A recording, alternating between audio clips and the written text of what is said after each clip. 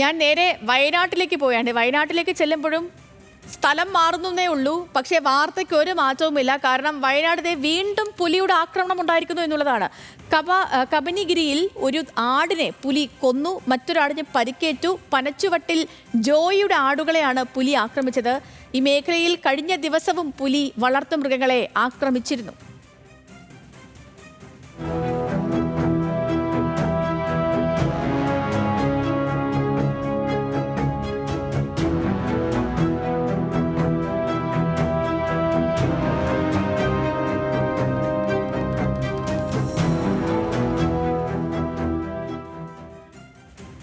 ആഷിഖുണ്ട്. ആഷിഖ്, ഇതിപ്പം ഒരു പുതിയ സംഭവമല്ല. വയനാട്ടിൽ പലയിടങ്ങളിലും പുലിയുടെയും കടുവയുടെയും ഒക്കെ സാന്നിധ്യമുണ്ട്. പക്ഷേ ഇതിനൊക്കെ ഒരു നടപടി എടുക്കുന്നുണ്ടോ എന്ന് ചോദിച്ചാൽ ഒരു നടപടിയും ഉണ്ടാകുന്നില്ല എന്നുള്ളതാണ് ഏറ്റവും കഷ്ടമായിട്ടുള്ള ഒരു കാര്യം. ഇപ്പോൾ ഇതുമായി ബന്ധപ്പെട്ടുള്ള നമ്മുടെ ഈ കബനിഗിരിയിൽ സംഭവിച്ച അല്ലെങ്കിൽ പുലിയുടെ സാന്നിധ്യം, അതുമായി ബന്ധപ്പെട്ടുള്ള വനം വകുപ്പ് നടപടികൾ പുതിയ അപ്ഡേറ്റിലേക്ക്. സേതു, ഈ കബനിഗിരി എന്ന് പറയുന്നത് കർണാടക വനമേഖലയോട് ചേർന്ന പ്രദേശമാണ്. 1.5 കിലോമീറ്റർ വ്യത്യാസം മാത്രമാണ് ഈ കർണാടക വനമേഖലയുമായിട്ടുള്ളത്. അവിടെ നിന്നുള്ള പുലി ആണെന്നടക്കമുള്ള സംശയമുണ്ട്. എന്തായാലും ഇന്നലെ രാത്രിയാണ് ഈ പുലി എത്തിയത്. തുടർന്ന് ഒരു ആടിനെ ആക്രമിക്കുകയും മറ്റൊരു ആടിനെ ഗുരുതരമായി പരിക്കുകയും ചെയ്തിട്ടുണ്ട്.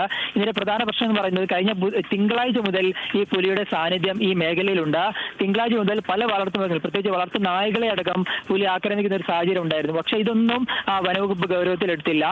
ചൊവ്വാഴ്ച രാത്രി ഒരു വീടിന്റെ മതിലിൽ ഇരിക്കുന്ന പുലിയുടെ CCTV ദൃശ്യമടക്കം പുറത്തു വന്നിരുന്നു. എന്നിട്ട് പോലും വനവകുപ്പിന്റെ ഭാഗത്ത് നടപടി ഉണ്ടായിട്ടില്ല. എന്തെങ്കിലും ഒരു ക്യാമറ അടക്കം സ്ഥാപിക്കുന്നുണ്ടെങ്കിൽ പോലും ഈ പുലി പിടികൂടാൻ ആവശ്യമായ നടപടി സ്വീകരിച്ചില്ല എന്നുള്ളതാണ് പ്രധാനമായും നാട്ടുകാർ ആരോപിക്കുന്നത്. ഈ ചൊവ്വാഴ്ച രാത്രി 3 ഇടങ്ങളിൽ പുലി എത്തി. ഒരു പശുവിനെ പിടികൂടാൻ ശ്രമിച്ചു, ഒരു വളർത്തുനായെ പിടികൂടാൻ ശ്രമിച്ചു.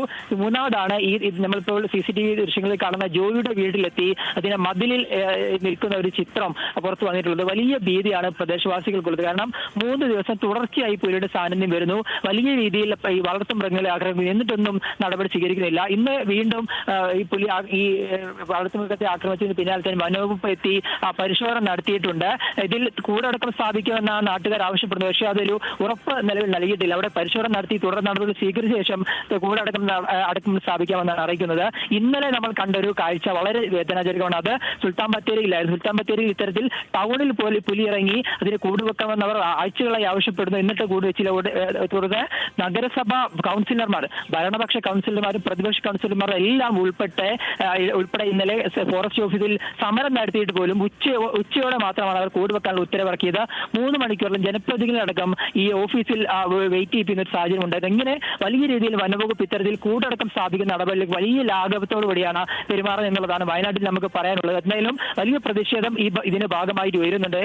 എന്തായാലും ഈ തുടർ നടപടികൾ സ്വീകരിക്കുന്നുണ്ട്. ഈ പ്രദേശത്ത് കബനിഗിരിയിലടക്കം നിരീക്ഷണം ശക്തമാക്കും, കൂടുതൽ ക്യാമറ സ്ഥാപിക്കുന്നു പറഞ്ഞു. അതേസമയം ശരി ആഷിഖ്, വയനാടാണ് വീണ്ടും പുലിയുടെ ആക്രമണം ഉണ്ടായത്. കബനിഗിരിയിലാണ് ഒരു ആടിനെ പുലി കൊന്നത്. ഇതിപ്പോ വയനാട് മാത്രമല്ല, വയനാട്, മലപ്പുറത്ത്, എറണാകുളത്ത്, കോതമംഗലത്ത് ഒക്കെ ഈ കഴിഞ്ഞ 2, 3, 4 ദിവസമായിട്ട് സ്ഥിരമായി ആനയും കടുവയും പുലിയും ഒക്കെ ഇറങ്ങുന്നുണ്ട്.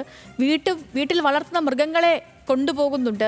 മനുഷ്യ ജീവനുകൾ, കാളികാവിൽ ഒരു മനുഷ്യനെ കടിച്ചു കൊന്ന കടുവയാണ്. അതിനെ ഇതുവരെയും പിടികൂടാൻ കഴിഞ്ഞിട്ടില്ല. അത് ദൗത്യമൊക്കെ നടക്കുന്നു. ഇന്നലെയാണ് അതിനൊന്ന് സ്പോട്ട് ചെയ്യുക പോലും ചെയ്തത്. ഇങ്ങനെ ദൗത്യങ്ങൾ പലയിടത്ത് നടക്കുന്നു. എന്നാൽ ഒരു വശത്തുകൂടെ കടുവയും പുലിയൊക്കെ നാട്ടിൽ ഇറങ്ങുകയും ചെയ്യുന്നു. നാട്ടുകാർക്കൊന്ന് റോഡിലേക്ക് ഇറങ്ങണ്ട, ഒന്ന് വീട് തുറന്ന് വീടിന്റെ വാതിൽ തുറന്ന് പുറത്തേക്ക് ഇറങ്ങാൻ പോലും കഴിയാത്ത അത്ര കണ്ട് ഭീതിജനകമാണ് നമ്മുടെ മലയോര മേഖലകളിലെ നമ്മുടെ നാട്ടുകാരുടെയൊക്കെ ഒരു അവസ്ഥ.